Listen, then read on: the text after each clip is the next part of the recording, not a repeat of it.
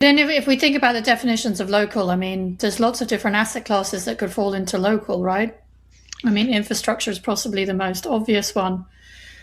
But it's like, are we talking about building transportation infrastructure or social housing or possibly hospitals? Or is there, or, green energy supply or grid lines or anything like that? Is there any, has the government been more specific about what it means by local, or are we still kind of feeling our way there as to what would fit into that local bucket?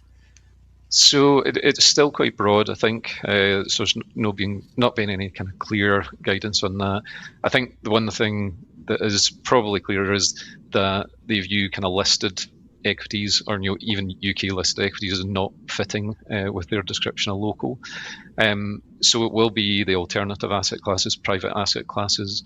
And the way that we've started to see pools develop solutions, and when some funds have been setting their targets and strategies to local, they have defined it quite broadly in terms of across asset classes. We've been doing a lot of work, spending time with funds to understand what their priorities are.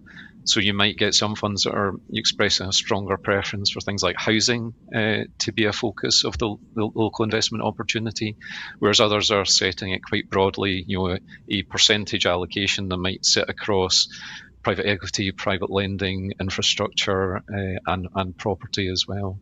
So yeah, I think most are starting quite broad-based, but you might get some committees and funds that have very strong views on, particularly around about areas like housing. I think is the one that's likely to come up the most often.